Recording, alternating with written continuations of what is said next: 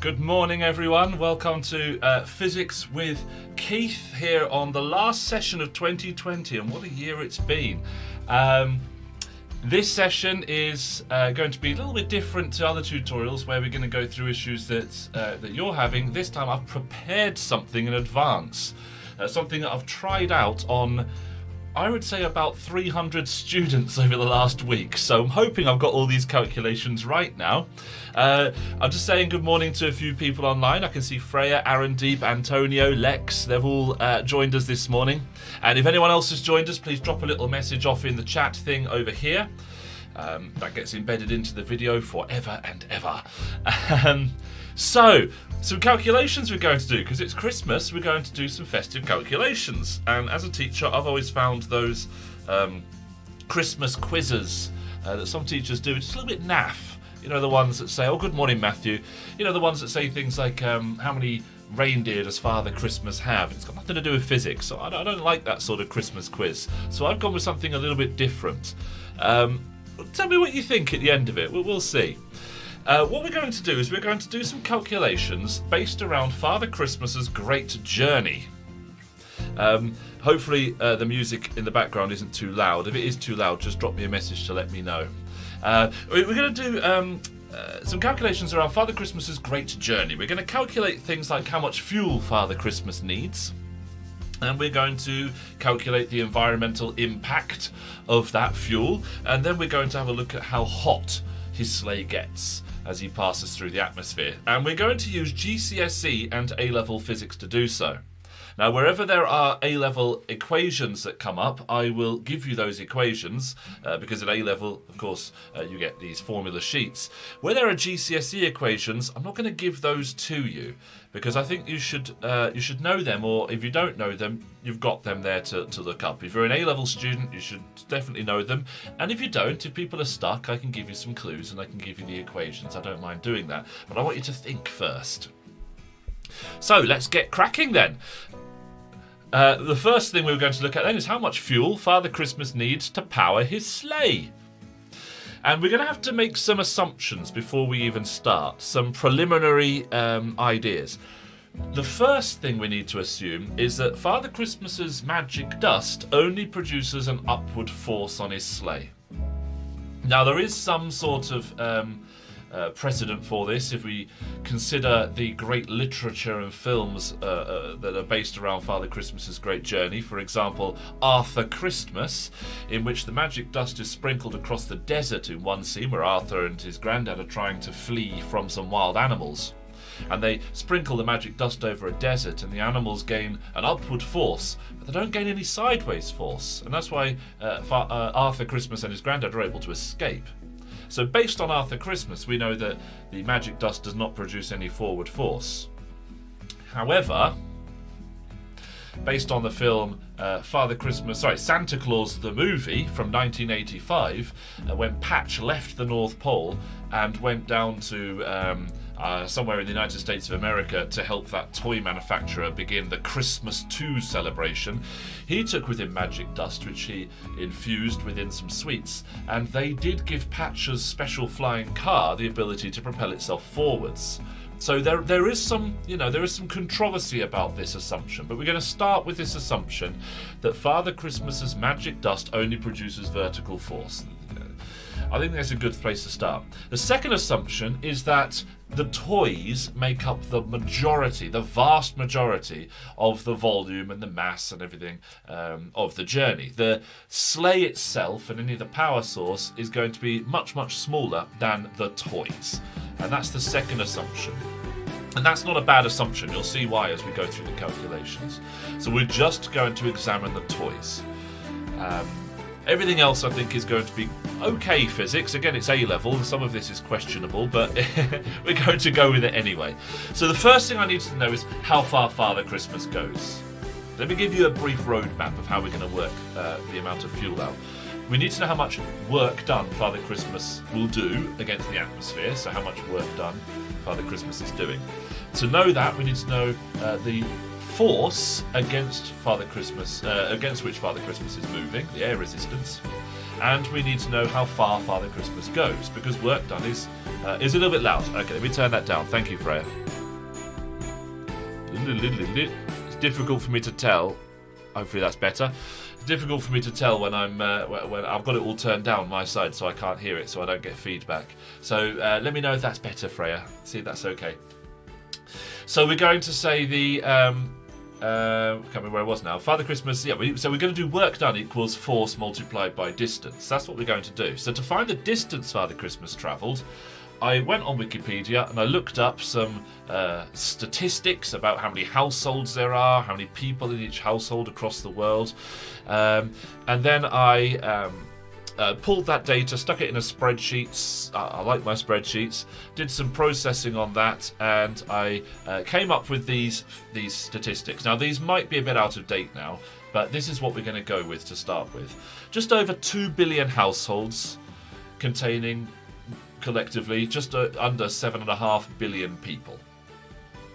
So you might want to get those numbers down, but don't worry too much about it, because as we go through the calculations, whenever there are numbers that are appearing that you need to use, I will remind you of those.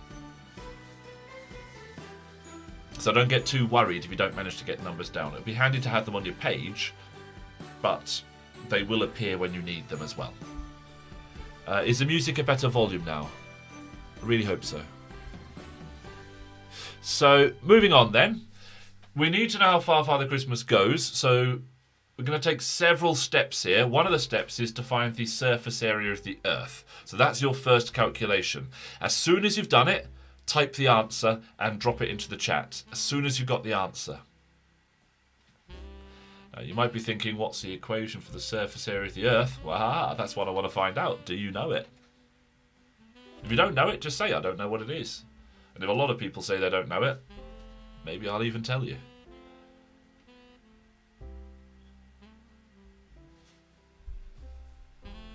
Freya's not sure of the equation.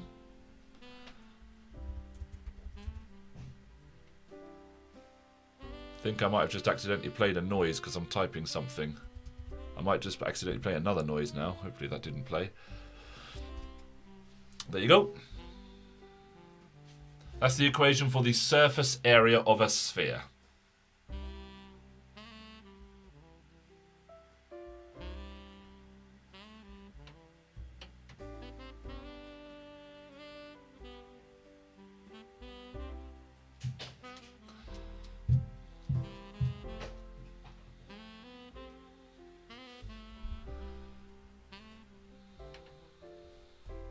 Yes, please, Aaron Deep. Go right ahead.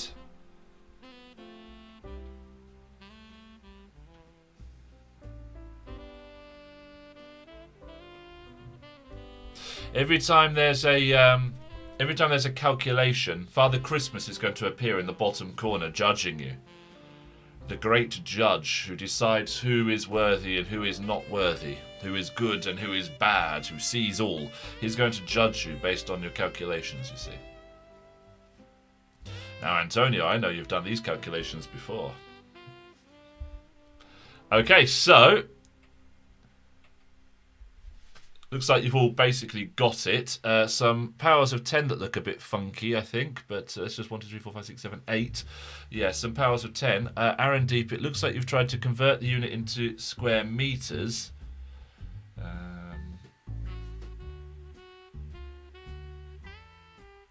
And I think you've done that correctly as well, just looking at it. So well done to you. But there we go. We've got it in square kilometers. Don't forget to include the square on the unit, because it is an area. So if that's the surface area of the Earth, yep, that's it. If that's the surface area of the Earth, and we know there's about 7.5 billion people, how much surface area? Yeah, no, it's okay, I got it. It's difficult to do squares. What's the surface area that each person gets on average? I'll spare you this calculation because I actually looked this one up and got 14.7 people per square kilometre. That's how many people fit in each square kilometre. But when I did the calculation with the data I looked on Wikipedia, it came out at 14.6 people per square kilometre. And because I used this in all my calculations, I'm just sticking with this. So if we've got 14.7, let's say, people per square kilometre, what's the surface area each person gets?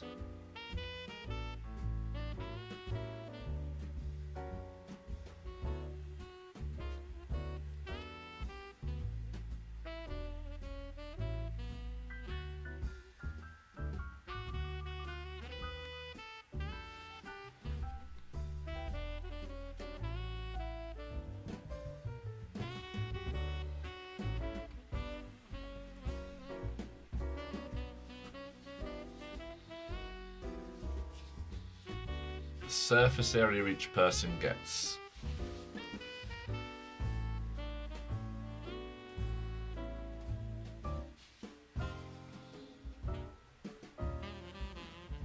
Again, if you're not sure how to do it, just go ahead and ask. I can give you some clues. It's important that you do these calculations. Physics is all about convincing. Aaron Deep's dropped an answer in there. It's important that you do the calculations, because physics is not about being told things and then just believing them because you're being told them. Physics is about using measurements and evidence and logic to convince yourself of certain facts. Okay, so we've got surface area per person. Freya's got the right unit there. Aaron Deep, you forgot the square again. It looks like you both agree. So there we go. This is the surface area per person. So let's just think about this. Aaron Deep and Freya. If the surface area for the total Earth is that, the surface area per person, what's that going to be? Well, we've got 14.7 people per square kilometre. So how many square kilometres per person? If we've got 14.7 people per square kilometre, how many square kilometres per person? The unit is just the reciprocal, and therefore the number's just going to be the reciprocal. Rather unkindly, I've put that first number there, but you didn't actually need it. Now, I imagine you all used that first number in part of your calculation. That was the total surface area of the Earth. We don't need that. We already used that number in calculating the 14.7 part. So each person only gets that surface area.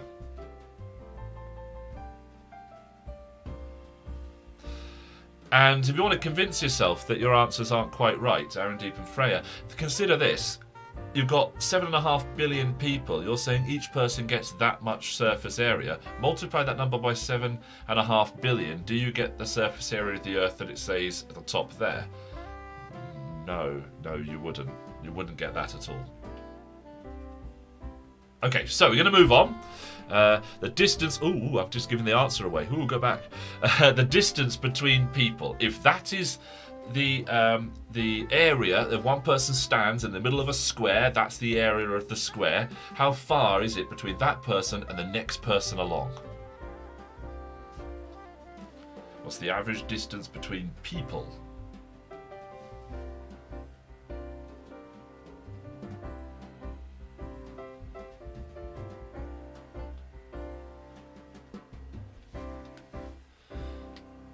There's 0.068 kilometers squared per person. How far apart are the people?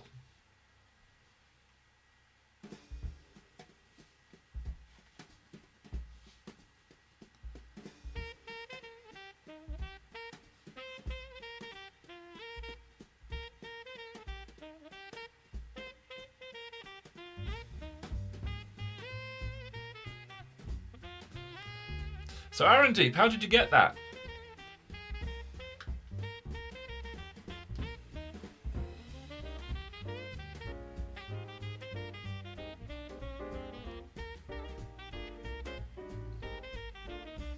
Yep.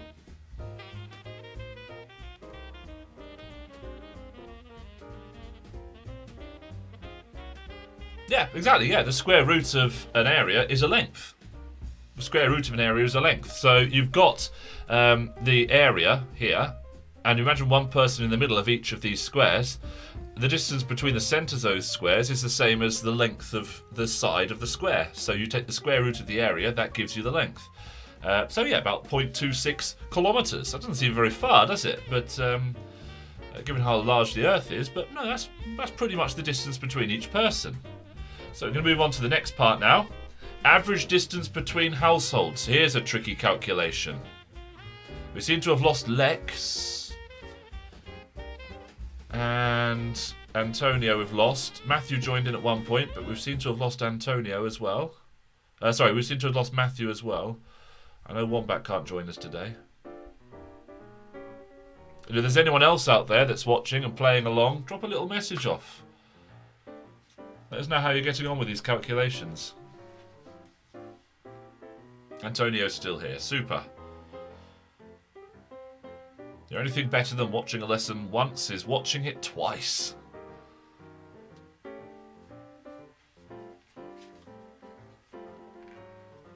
Excellent. Good to see you, Matthew. No, Roger, I can't. I saw one message from Lex right near the beginning where he said good morning, and I haven't seen any messages since. It's interesting.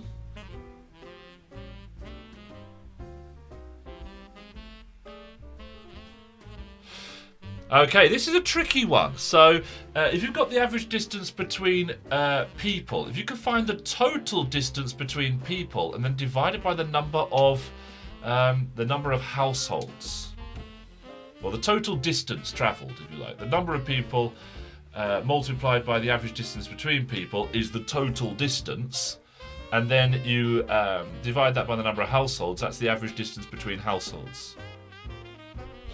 Hi Lex, that message has come through.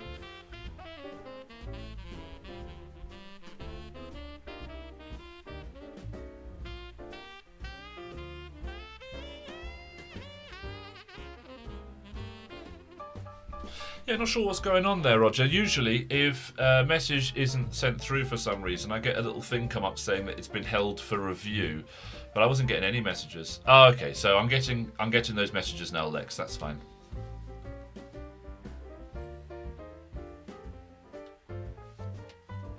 One of the good things to come out of 2020, and there aren't many, but one of the good things is that we've all learnt how important it is to refresh our browser. So Freya reckons that the average distance between households is about 3.5 kilometres. Okay.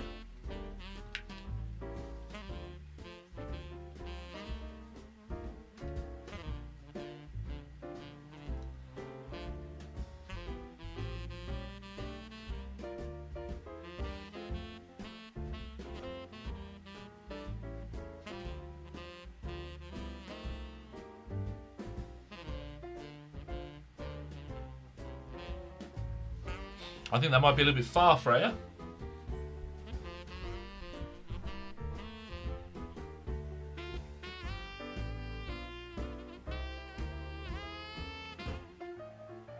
Anyone else going to join in with any answers?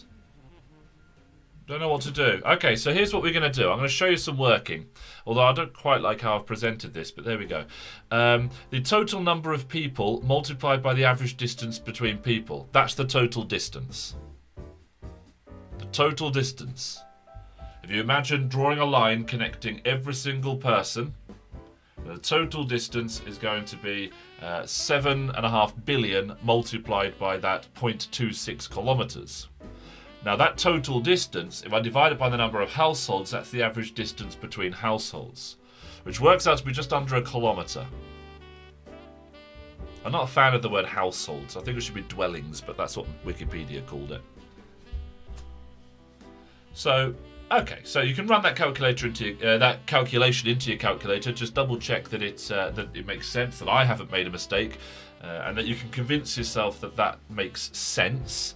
Total distance, if you connect every person together, divided by the number of households, is going to be the average distance between households. So it's just under a kilometre.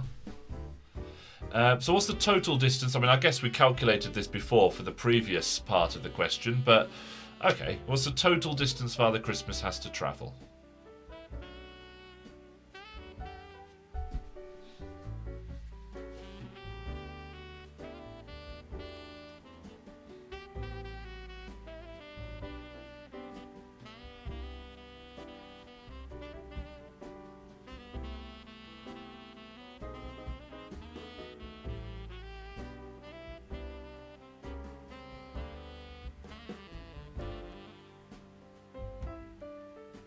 It's a huge distance, isn't it, Freya? Anyone else going to join in? See if you agree? Yeah, Aaron Deep's got the same answer. Yes, it's a huge distance, isn't it? But it makes sense. It does make sense. You've ran the numbers yourself. Well done, Matthew. Yeah, it's a huge distance, but Father Christmas, he can't just go around the world. He's got to visit every single house. That's quite a considerable undertaking. So, given how far Father Christmas travels then, and how long it takes for him to travel it, he hugs midnight as he goes around the earth. Yeah, Lex got the same thing. So, What's going to be the average speed? Well, the average speed is going to be the total distance divided by the time. So I want it in meters per second. A nice friendly unit for physicists to use.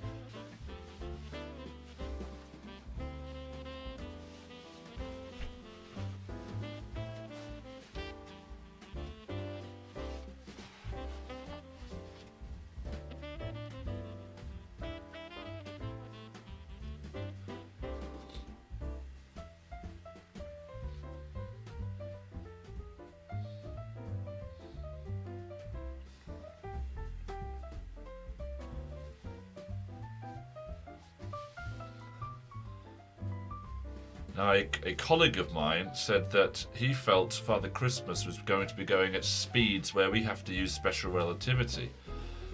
We're going to see if that's the case or not. We're going to see if this, if the speed of Father Christmas means we need to consider relativity or not. Let's find out.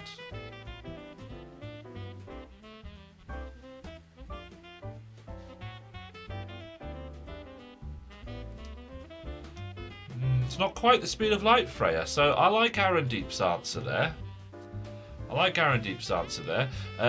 The speed is going to be the distance divided by the time. And there's two ways of doing this. You can either convert the distance into meters, convert the time into seconds, and then do distance divided by time. And that gives you your speed in meters per second. Or you can calculate a speed in kilometers per hour, and then, and then do the unit conversion. And I've decided to do it that way round because that's it's got a few more steps in it, and I think there's some good physics that you can learn from this. Yeah, Antonio's got, I think, the same answer. So if we start from here, the speed in kilometers per hour is quite straightforward. You just do this number divided by 24. Now, if we want the answer in meters per second, I need to convert from kilometers per hour. So I've written the units like this. That's kilometers per hour. And I know that if I multiply something by 1, I don't change it. And I know that if I divide something by itself, that equals 1. And I know that 1,000 meters is 1 kilometer. So those are the same thing. So dividing 1,000 meters by a kilometer gives me 1. The meters cancels, and kilo means 1,000. And I can multiply this number on the left by 1 as many times as I like, and it's not going to change. But I've written it like this so I can see that I cancel the kilometers, and I'm left with meters. Now I move on to the next part. I've got hours. I don't want hours. I want to cancel them out. I know 1 hour is the same as 60 minutes, so this fraction just means 1. And this allows me to cancel the hours here with the hours here and be left with just minutes on the bottom. But I don't want minutes either, I want seconds, I want meters per second. So I do the thing again. I try and cancel the minutes by multiplying by 1 minute divided by 60 seconds. And so I can see that I take this number, multiply it by 1,000 and divide it by 60 and then divide it by 60 again, and that gives me the speed in meters per second. And that speed in meters per second is well below the speed of light. It's so far below the speed of the light, the Lorentz factor is, less than 1% above 1. It's less than 101%. It's less than 1.01. It's insignificant. So no, we don't need to use special relativity for this, which is good. That makes the calculations a bit easier. We can use classical physics. Now, I made a judgment here, and you may not agree with this judgment, but I'm not Father Christmas, so I don't quite understand his workings. But I decided that people under the age of 15 probably were eligible for a present from Father Christmas. That was my logic here. And apparently there's 27% of the world population under 15. My logic was that some people under 15 won't believe in Father Christmas and therefore are not eligible for a present. And some people over 15 will and therefore are eligible for a present. And the second thing I had to try and assume is the size of a present.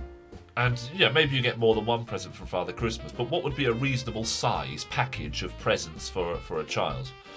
So I did some research, went to some toy shops. Fortunately, I've got a 6-year-old daughter, so it's not weird for me to go to toy shops. And when you're looking in the toy shops, you see they're all manner of different sizes and shapes of boxes. So I had a bit of a guess, and I thought a cube about 30 centimetres in length, 30 by 30 by 30, that seems pretty reasonable. And some children would get a toy that's bigger, like a bike. Some children get a toy that's smaller, but I reckon on average about 30 by 30 by 30 was a good benchmark to use, a good average size to go with. So the question then is, what's the volume of all the presents in Father Christmas's sleigh? Father Christmas is judging you. What is the volume of all the presents? And let's have this in cubic meters.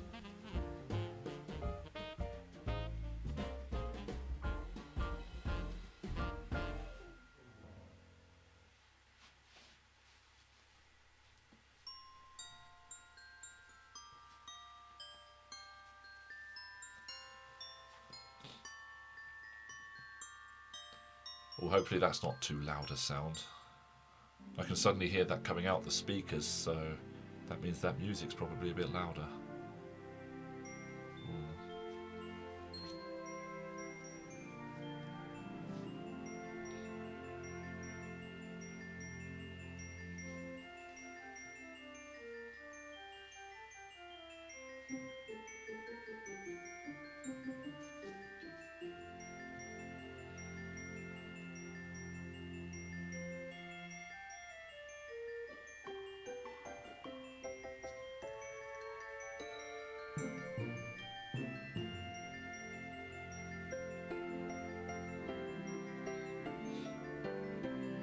Okay, Aaron Deep's got an answer.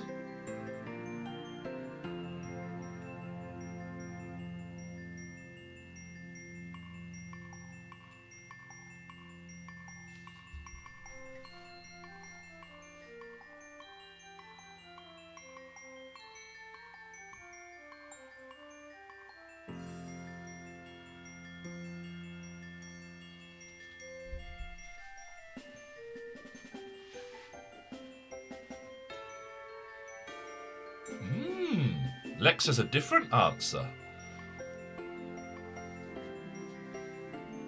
We love it when students have different answers because it means that at least one of them has some learning points to gain from going through the answers.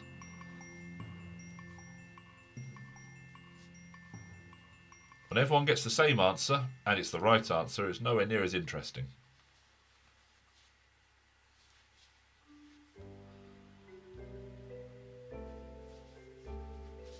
How are you getting on with it, Freya? Matthew?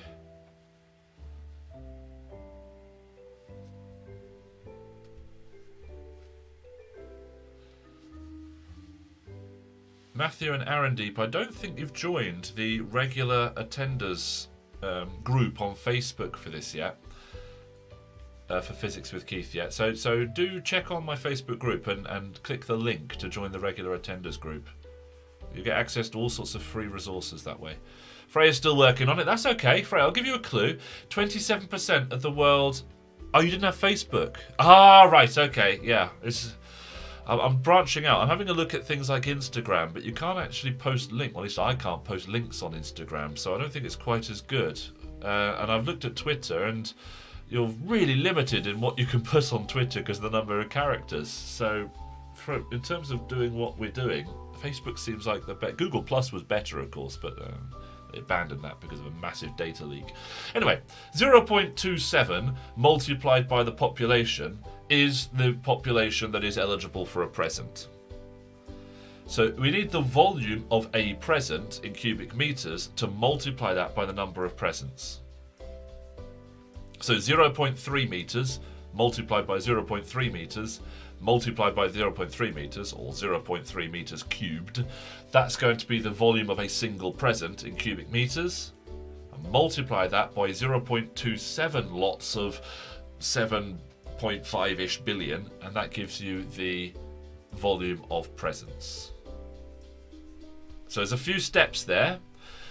Me being the sort of person I am, I decided to work out the volume in cubic centimeters first and then convert it into cubic meters. Again, I thought this was a useful learning point here. So this is the population, about 2 billion, the population that's eligible for present. Yeah, Aaron D got the same answer as Antonio, that's good. So this is the number of presents. Each present was 30 cubed, centimetres cubed, which was 27,000 centimetres cubed per present, multiplied by the number of presents gives me the total volume in cubic centimetres. To convert cubic centimetres to cubic metres, I do the same trick I did last time. 1 divided by 100 centimetres, 1 metre divided by 100 centimetres is 1. And I can multiply by 1 as many times as I like. But if you look, centimetres is cubed. So this is a unit, centimetres times centimetres times centimetres. So I've got to do the conversion 3 times. That's why it's cubed. So I'm not dividing by 100, I'm dividing by 100 to the power of 3, so 1,000,000, in order to do the conversion. And that's how I end up with 54 million cubic metres.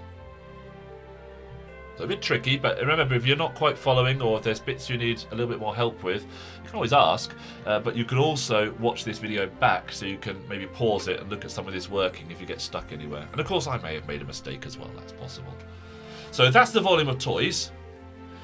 Santa is going to want to use as little material in his sack as possible.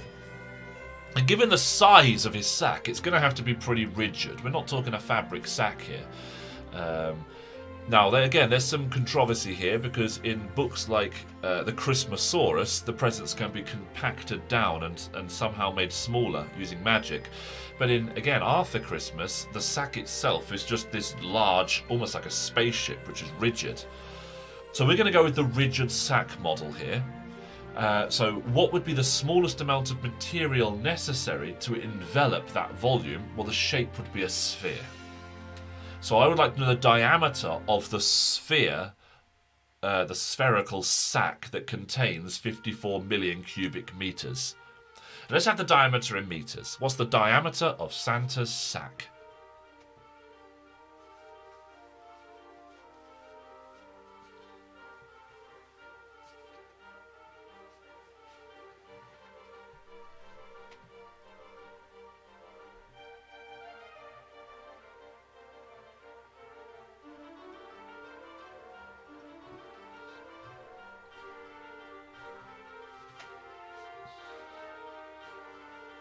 Can't hear this song without thinking about Family Guy.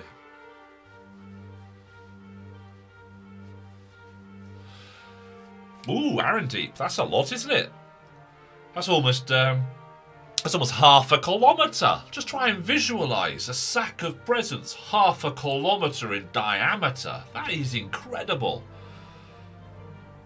And you may think, well, yes, but this is a Father Christmas puzzle. But actually, it's probably not far off the volume of presents. Good morning, Cal. It's probably not far off the volume of presents which is going into, going into these people's homes every year for Christmas. Most presents don't last a year. They're plastic junk that last for a few weeks and then they end up in landfill. So we're filling a volume, a spherical volume, half a kilometre in diameter with landfill every year. Anyway, welcome, Cal. I don't recognise your name, so you're welcome to join us. We're doing some calculations, and we are going to calculate things like the amount of fuel Father Christmas needs and how hot his sleigh gets. So Antonio and Aaron Deep have got about half a kilometre in diameter, which I agree with. Lex has got the same thing, about half a kilometre in diameter. Matthew agrees as well. Rather than calculating the radius and then doubling it to find the diameter, which might be the quick way of doing it, again, I like doing things in a slightly weirder way. So knowing that the diameter is double the radius, so this would be d over 2 here inside, this would be, let's get this right, d over 2 is the same as r. Because I've cubed it, the over 2 becomes 1 over 8th. And 8 times 3 is 24, and 24 over 4 is 6. So that's where that 6 comes from in that equation there. Yep. 1/6 pi d cubed is the same as 4/3 pi r cubed. So I just did it that way instead. But we get the same answer. So now we know the diameter of the toys. Here we get our first A-level equation, and it depends on the exam board you use. And if you do AQA, for example, it depends on the option that your school will use, because you get an option.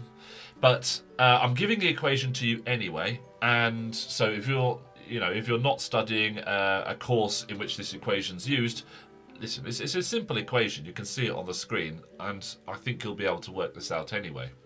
This is the equation for the viscous drag, the fluid, I suppose air resistance in this case, on the toys.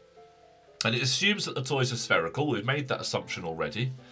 And the equation is 6 pi eta, this Greek letter eta, which is the viscosity of the air, and I'm giving that to you here, the viscosity of the air, multiplied by the radius of the toys, multiplied by how fast the toys are moving.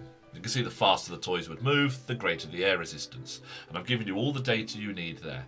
So what's the air resistance on the toys?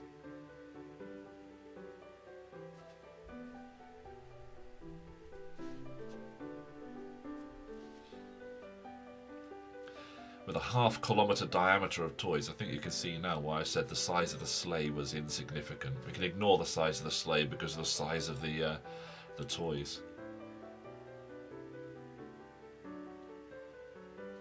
Incredible that the upward force on these toys is produced by magic dust. I would not want to do these calculations if I had to factor lift.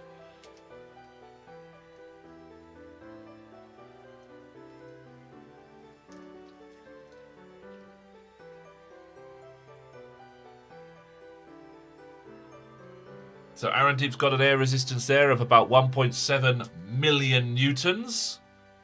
And Aaron-Deep, I believe you are doing A-level physics, aren't you?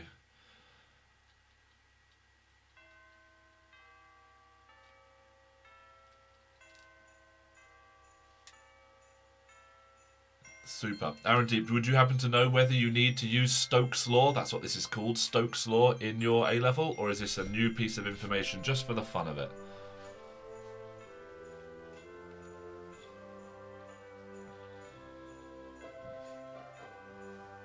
New for you. Okay. I mean, it's a little bit iffy to use Stokes' law to describe air resistance on a body moving at 22 million meters per, or 23 million meters per second through air. But it's keep it at A level. Let's go with it.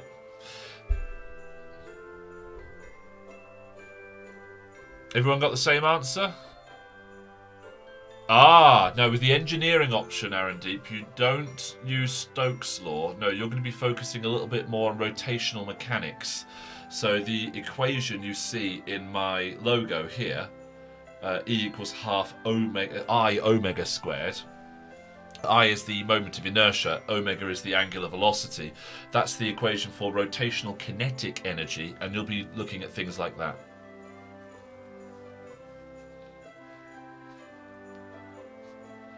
Okay, so anyone else managed to get the air resistance? Anyone else agree with Aaron-Deep?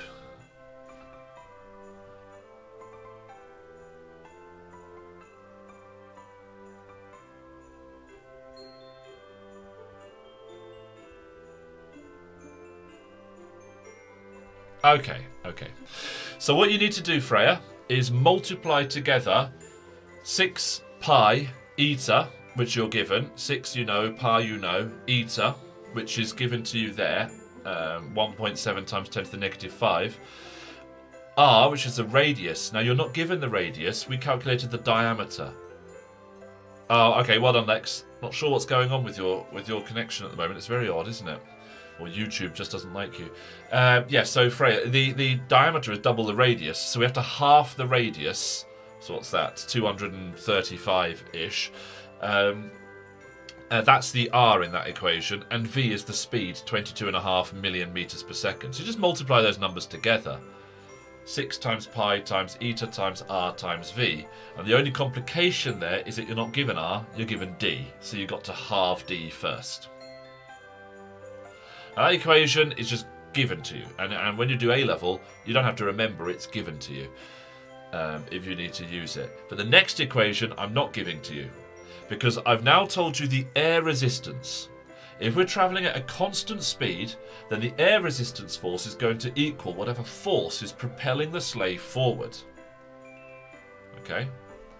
And we know how far the sleigh goes. And we know the force that is propelling it that distance at a constant speed. So how much work is done? That's the total distance Father Christmas travels on his journey. You calculated it. And that's the air resistance, that most of you calculated. Or two of you calculated. Antonio got it and Aaron Deep got it. Matthew's dropped off a little bit. Or he might be in the same situation as Lex, sending messages, but for some reason they're not appearing.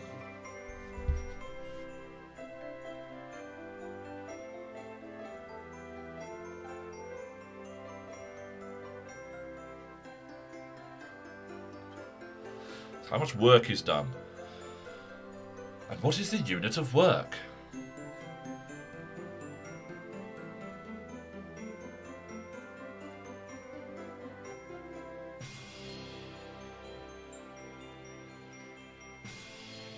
Aaron Deep's got an answer there, but Aaron Deep's made a classic mistake.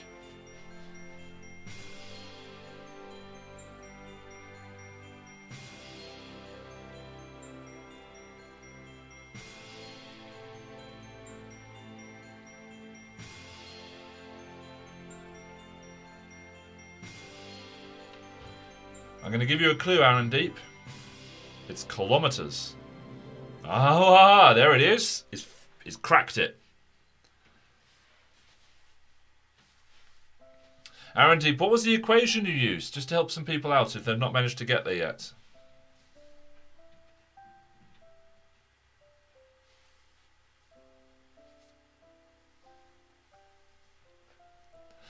Yeah, exactly. Force multiplied by distance is work done. But for the work done to be in joules, the force must be in newtons, which here it is, and the distance must be in meters. Here it's in kilometers, so we have to multiply the number by 1,000. Antonio, I wonder how you knew that 10 to the 18 was exajoules. Yeah, you are correct. About 3.3 exajoules. Wow! That's incredible. Or 3,300 petajoules. I think you have to go up to peta in your A-level. Exa is a little bit far. If you're doing GCSE, I don't think you have to go above tera. So, petajoules, 3,300 petajoules. That's 3,300,000 terajoules, or 3.3 exajoules of work done. Wow! So how much fuel is that? So we're going to assume to start with that Father Christmas uses uranium. So the energy density, what we call the specific energy, that's the energy per unit mass that you get out of a nuclear fission reactor, is about 3.5 million megajoules per kilogram of fuel. So I'm going to give you a clue here. Look at the units. We are after a mass of fuel in kilograms. We've got an energy in petajoules, that is. I thought it was supposed to be exajoules, but then I noticed it was 3,300, so I kept it in petajoules. An energy in petajoules and a specific energy, so an energy per mass in megajoules per kilogram, and we want an answer in kilograms. So what do I have to do to get kilograms out of those units? So, see if you can get the answer to this one. This one's surprisingly tricky. There's only two numbers, but it's surprisingly tricky because of the peta and the mega and handling those.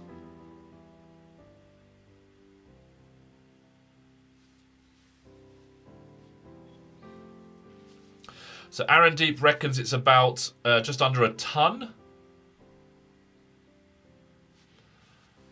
Aaron Deep reckons it's just under a ton.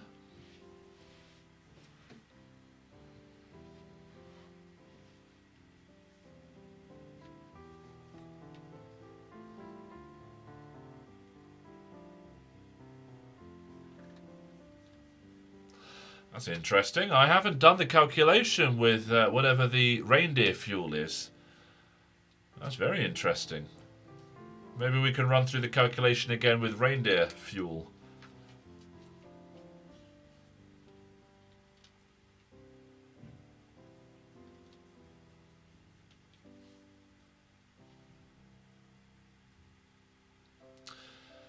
Maybe we can calculate how much reindeer waste is produced. That's a pleasant thought, isn't it? That's added a whole new dimension to that Christmas journey. Although, given the soil degradation caused by over-farming, that might not be a bad thing. Spraying reindeer waste over the whole planet. How are we getting on? Aaron Deep reckons it's about a ton. I'm going to tell Aaron Deep he doesn't have a big enough number there. It's not about a ton. You've made a mistake somewhere. I'll give you all a clue. Okay, I'm happy with Matthew's answer. I'm happy with Antonio's answer. I'll give you a clue for Freya, who I don't think has quite got it yet. If I've got something in joules and another quantity it's in joules per kilogram, to get kilograms, I do the quantity in joules divided by the quantity in joules per kilogram. The joules cancels and the per kilogram bit goes onto the top. You divide by something, you multiply by it. So that's how you get the kilograms. The tricky bit is that peta and that mega. Ah, yes. Yes. Well done, Matthew. So if you get your calculator out, the best way of doing this, I think, especially at this level, if you type in your 3296, and then you'll have a button on your calculator that says either 10 to the power of, or in my calculator, it says EXP, and I'm not going to go ahead and grab all my different calculators. They're all in my bag down here, because I'm going to do a lovely video on calculators later. But I'm not going to go and grab all those calculators now and show you what it looks like in every calculator. But there's a button that you press to enter the power of 10. And rather than doing any clever conversions, I'm just going to do 3296 to the power times 10 to the power of, so I press that button, and then peta, which is 15. That number's in my calculator. And then I'm going to divide that by, and I'm just going to type it as it is, 3456000, and then times 10 to the power of, and it's megajoules, so that's 6. And I'm going to divide one by the other.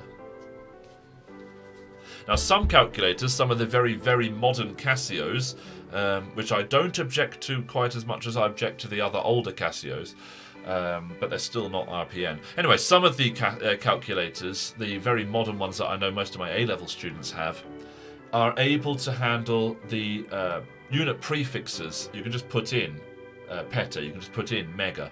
But if your calculator doesn't do that, it doesn't matter. Just use it as a times 10 to the power of. Yeah, well done, Freya. So you get an answer of about 953. So nearly 1,000 tons. 954, should I say? Nearly 1,000 tons of fuel. Now, I don't want to go down the route of writing some differential equations, because you don't do that in A-level physics. You do that in first year of your degree. And so I didn't want to then have to factor in the additional volume of fuel and therefore additional air resistance produced by the volume of fuel and therefore the additional work done and therefore more fuel is needed and so on.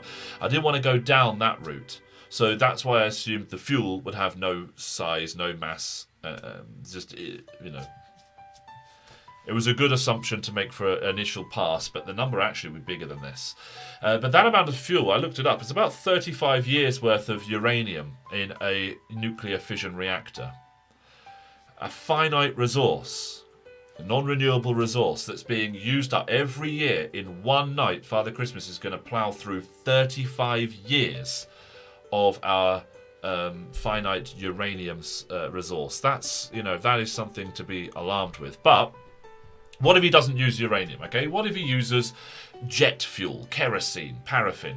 Kerosene, paraffin, it's the same thing, is what they use in jet engines. And there is some precedent for this. In the film Elf, there's, I think it's called the Kringle 3000, this jet engine on the bottom of the sleigh that produces some forward propulsion when there isn't enough Christmas spirit.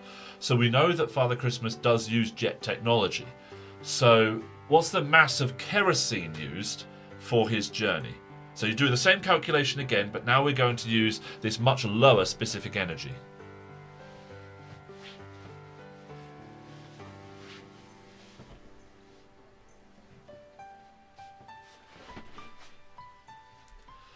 Aaron Deep, I have a 6-year-old daughter. I know very much about Christmas, Christmas films.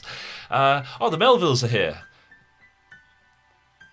Yes, of course, yeah. The nice thing about this, the way I've done this video, is that any numbers that are required, I'm including in the video at the time you need them. So you can go and watch it again, but if you join late, you're not going to be left behind.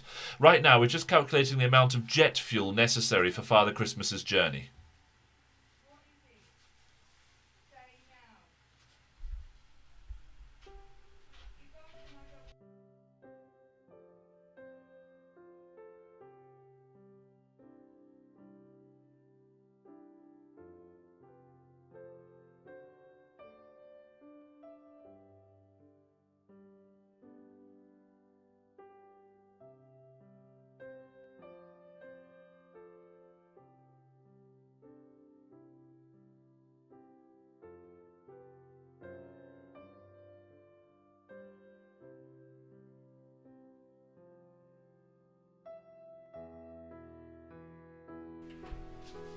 How are we getting on? Doing the same calculation, but now we're using kerosene.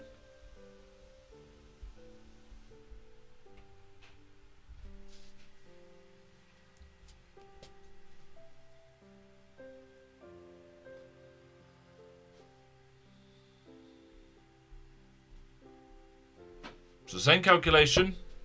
3,296 times 10 to the power of 15 divided by 43 times 10 to the power of 6.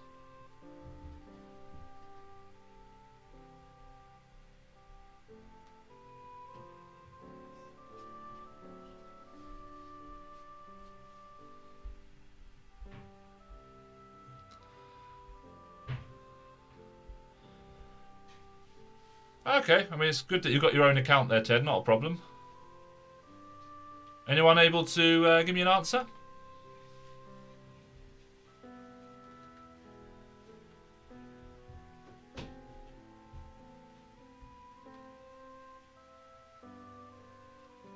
A little on the low side there, Lex. That would be less than uranium, wouldn't it? 76 or 77 tons. Yeah, exactly. 77 tons of kerosene. When you said it was about 1,000 tons of uranium, that seems that things have gone the wrong way there. Freya, you've got the right, what we call significand. That's the number before the times 10 to the power of. You've got the right significand, but the power of 10 doesn't quite look right. Yeah, see, I agree with what Aaron Deep's got. Well, no, I don't. I don't agree with what Aaron Deep's got. Sorry, I've just counted my figures. No, I agree with what Antonio's got. When you do the calculation in my calculator, typing 3,296 times 10 to the power of 15. So I've used that times 10 to the power of button. That's absolutely crucial here. Otherwise, you're going to end up with, instead of the mega being on the bottom of the fraction, your mega will end up on the top if you type it in your calculator wrong for the next step. So enter 43 megajoules. Okay, good. So 43 megajoules. So that's 43 times 10 to the power of 6. And because I've used that button, that times 10 to the power of button, when I divide those two numbers, it's going to give me the right power of 10. I'm not going to end up with the wrong power of 10. Absolutely crucial. That's why I put these sorts of questions in. Yeah, so we've got a massive kerosene. So what does that mean? Well, I looked this up, an Airbus A350, I couldn't believe this, but apparently this is true, will get through nearly 8 kilograms of fuel for every kilometre it flies. I was astonished by that.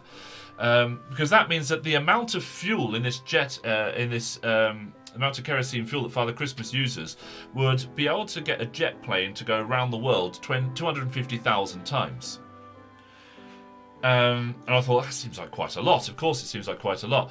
But actually, Father Christmas could end up going, that's 5 times further than his sleigh can go. So if Father Christmas used a jet engine, he could go 5 times further.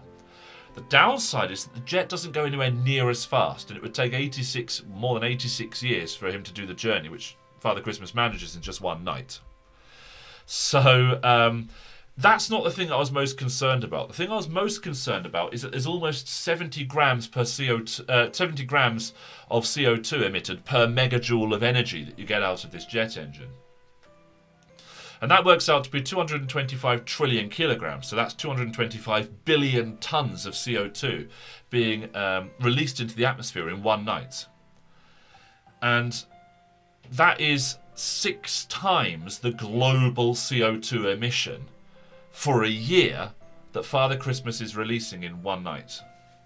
That to me was very concerning. That tells me that that the environmental impact of Father Christmas's journey is devastating. And what we need to do is to make sure Father Christmas is not going to go on his journey, and therefore we have to, exactly, Freya, we have to, this is a moral duty we have. Well, exactly, Ted, it's a moral duty we have to be naughty in order to discourage Father Christmas's journey. Now, I know some people would say, but Father Christmas will deliver coal to you. But there are different theologies on this. Some people say that Father Christmas will deliver coal to naughty boys and girls. Some say that he just won't visit them. And we've got to hope it's the don't visit them version, because then as long as everyone is naughty and Father Christmas doesn't visit them, there's no reason to go around the world, and we're not going to release 6 times the annual global CO2 emissions into the atmosphere in one night. Imagine the devastation that would cause to the environment. So now we're going on to the last calculation now. It's a little bit shorter, but it also gets a little bit more complicated. How hot does Father Christmas's sleigh get as it passes through the atmosphere? So, in order to do this is quite a tricky bit of physics here. We're going to work out the extra energy that each molecule of air is going to get because of the sleigh colliding with it, basically. We can't use nice, easy, sort of specific heat capacity arguments, because that relies on the density of the air being the same, and it won't be. It's being compressed in front of the sleigh. So we can't use just normal sort of air resistance arguments and friction, because that's not the major contributor to the heating effect. The major contributor is the compression of the gas. So instead, what we're going to do is look at the molecules of air. I'm going to use nitrogen instead of air, because most of the air is nitrogen, and this additional energy they get because the sleigh colliding with them. So that's the route we're going to take. So the power dissipated in the air. We know the force, we know the speed. So this is a GCSE equation.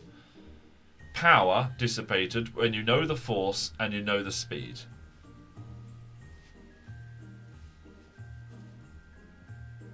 And I haven't been unkind with units here. So Aaron Deep's gone with just under 4 times 10 to the 13 watts.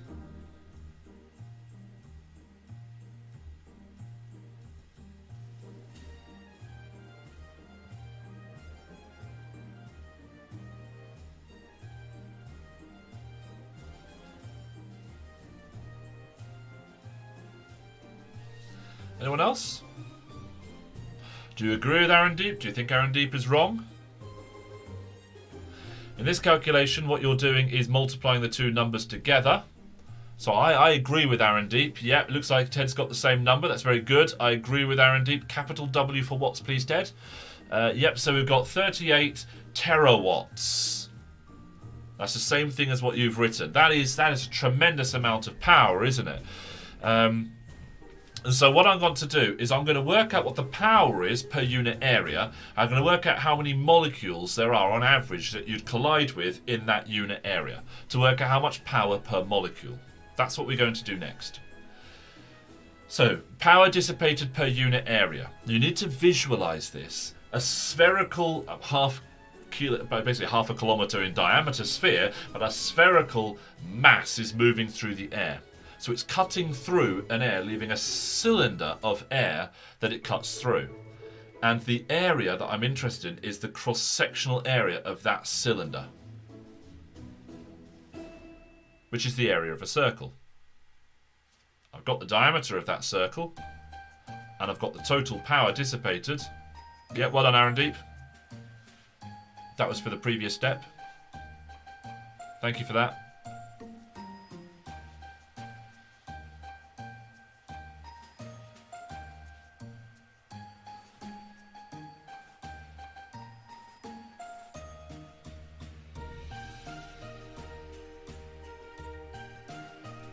So we need to calculate the area of a circle when that's the diameter.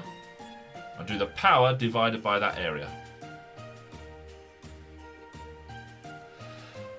So Aaron Deep's got an answer here. What I'm going to do is, because I've noticed it is 11 o'clock, I've been running for an hour, but I do want to finish this, so I'm going to pick up the pace a little bit. So if you're not able to keep up with the calculations, maybe Aaron Deep, I get the feeling he will, try and keep up as much as you can.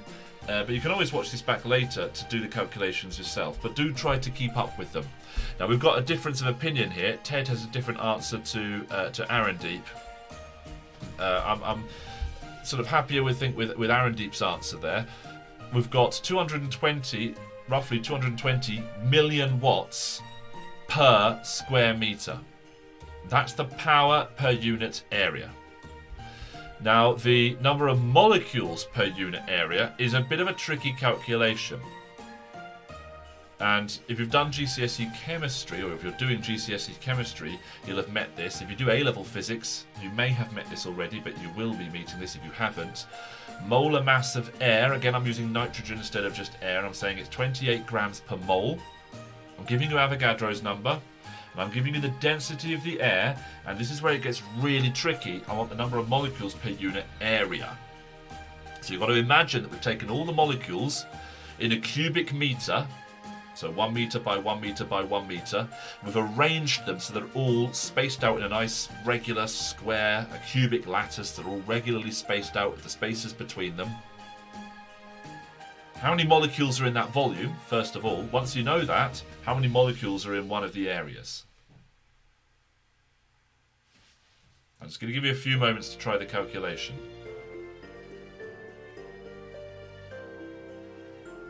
And the big clue here, again, with all the things, if you're looking at this... right, Roger. Okay, fair enough. Thank you for letting me know. You can still join in with the calculations, of course. But no, with this sort of thing, if you're looking at it thinking, well, what's the equation? I don't know the equation. It's not about equations. Have a look at the units. Step number 1, how many molecules per cubic meter? Once you've got that, you can work out how many molecules per unit area. Per unit volume, sorry. I said per unit meter.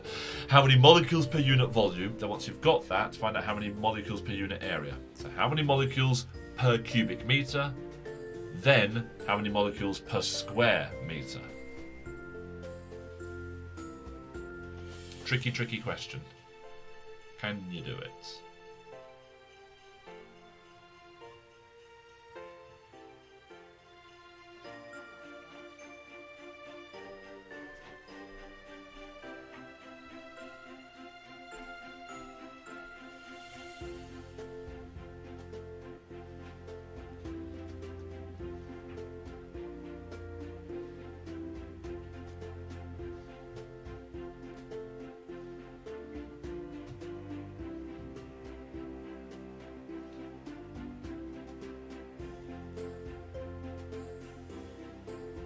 Aaron Deep can't do it. Okay, so let's work through it together. Step number 1. Let's get it in kilograms per kilograms per mole. Antonio's stuck. Ted, could you repeat the process to get the answer? I'm a bit unsure of this. Yep, this is tricky. It's probably the trickiest part in all of this this session today. Because there's no easy equation. Yeah, I'm not surprised you're all stuck. Everyone got stuck at this when I was doing this in school. This is a tricky idea.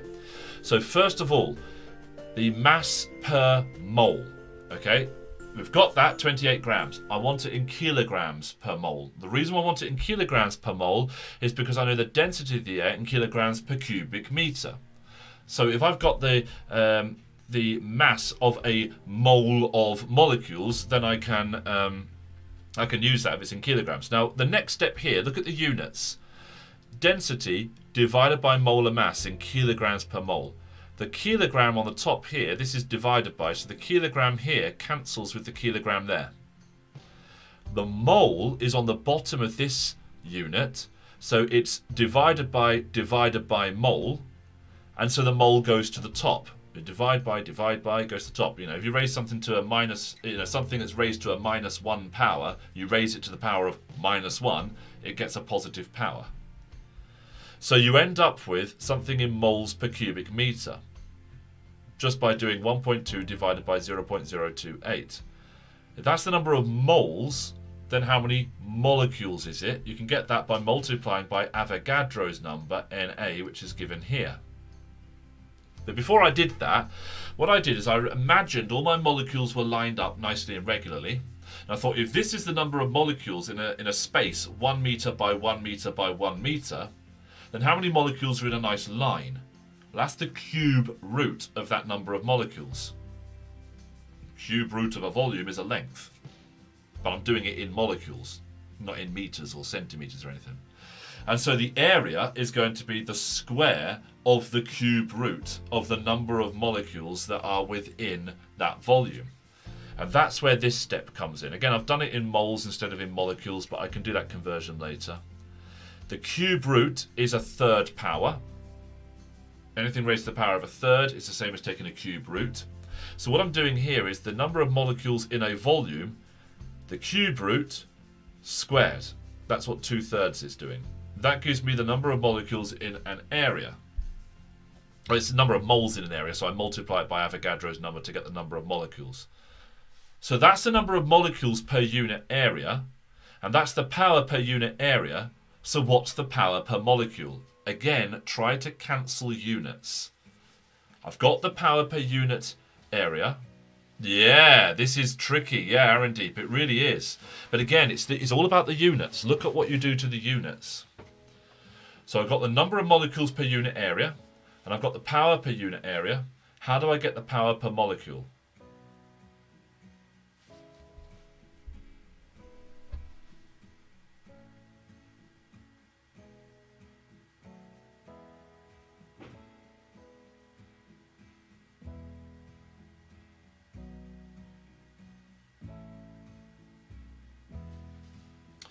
I think I may have made a mistake with that previous calculation, actually. I've run through this so many times last week. I'm not going to go into what the mistake is now, but I think I may have made a little mistake. It won't have that much impact, don't worry. Yeah, sort of. Yeah, if we do the power per unit area divided by the number of molecules per unit area, that gives us the power per molecule.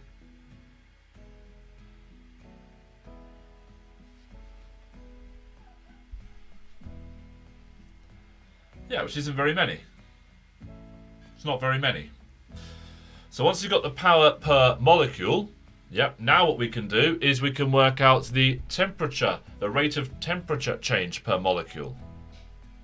So I'm giving you what the temperature is there. So the energy of a certain temperature. What do I mean by that? The E is the average kinetic energy of the molecules that have a temperature T. So the equation is E equals 3/2 kT. So if I put energy in, I increase the average kinetic energy per molecule, therefore I increase the temperature. And I know the rate that I put energy in per molecule. That's just under 3 × 10 to the negative 17 joules per second. That's what watts means. K in that equation is Boltzmann's constant, which I'm giving to you there. So the average change in temperature per second. Divide both sides of the equation by time. E over T is power, which I'm giving to you. And that gives you can rearrange that to find what capital T over T is, the temperature per time period, per interval of time. 11:10 now, so I'm really mindful that some of you are going to be getting a bit fatigued by the physics. So let's just move to the calculation bit, I think. So E is 3/2 kT. Divide both sides by the time. Yeah, Aaron Deep, you've got it. A rate of change of temperature at the front of the sleigh of nearly 1.5 million Kelvin per second. Now, at about 100 million Kelvin, you're going to get nuclear fusion happening. So that means you've got under 70 seconds of Father Christmas moving through the air before the sleigh gets hot enough for nuclear fusion of the atmosphere to start. But that's not going to happen. And that's not going to happen because at the same rate we're heating up the front of the sleigh is radiating heat. And you've heard of black body radiation. The higher the temperature of a body, the more infrared radiation it emits, but also the lower the wavelength of radiation that's emitted. And if you get something hot enough, it starts glowing red. You get it even hotter, it starts glowing white hot. Black holes, the accretion disk around those emits X-rays because it's such a high temperature. And so we're not going to keep on heating up the front of the sleigh indefinitely, because the hotter it is, the more it's going to be cooled by releasing this thermal radiation. So we're going to reach a thermal equilibrium. And we'll reach a thermal equilibrium when we're radiating just as much power as we are sort of depositing on the front of that sleigh. And so that's the power that we're depositing. Here's an equation that you'll do if you do the astronomy option of A-level physics. Stefan Boltzmann's law. And this is a case of plugging in numbers. The lowercase sigma in that equation is the Stefan Boltzmann constant, which is given there. It's a quartic, t to the power of 4.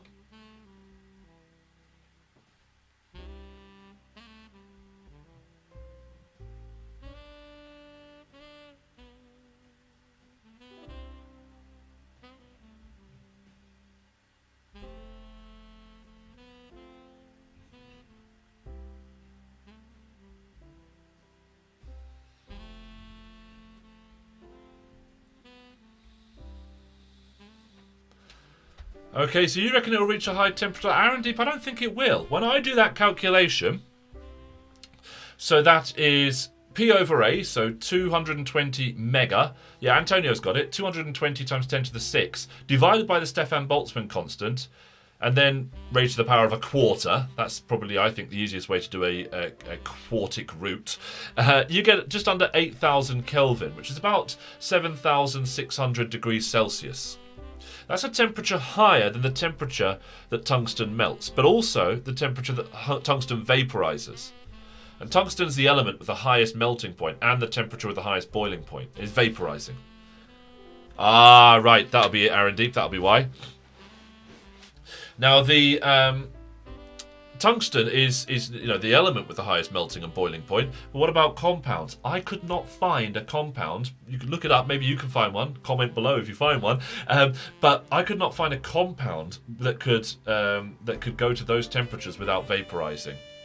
That's ridiculously high temperatures.